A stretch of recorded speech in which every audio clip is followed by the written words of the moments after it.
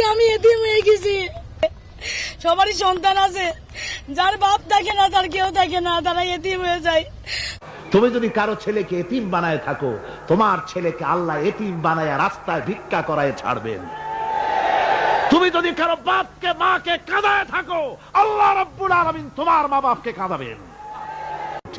বিবেক দিয়ে চিন্তা করো, যাকে মেরেছ ওই রাত্রে তার বাড়ির কাছে যাও, ওই রাত্রে গোপনে তার বাড়ির কাছে গিয়ে দেখো তার মা কিভাবে তার সন্তানের জন্য কাঁদতেছে, মায়ের কোলটা খালি হয়েছে বলে কিভাবে কাঁদতেছে, তার বাবা কিভাবে কাঁদতেছে, তার বউ থাকলে কিভাবে ছটফট করতেছে, তার কলিজার টুকরা সন্তান থাকলে কিভাবে আব্বা আব্বা বলে কাঁদতেছে। যারে গুলি করে মেরেছো একবার বাড়ির কাছে গিয়ে কান পাচা শোনো।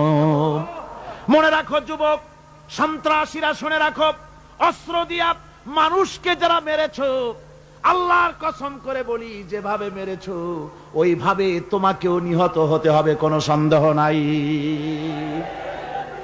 বাড়িতে গিয়ে ডায়েরিতে লিখে রাখো আমার কথা।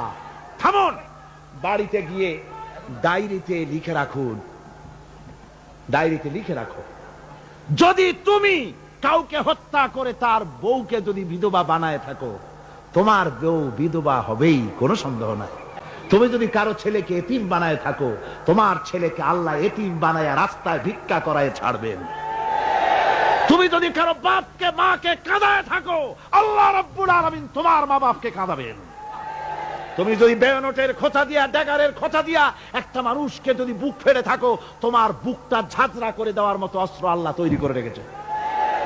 বিশ্বাস করো, বিশ্বাস করো। অননুমোদিত অস্ত্র থানায় জমা দিয়ে দাও, মসজিদে ঢোকো, নামাজ পড়ো, চরিত্রবান হয়ে যাও।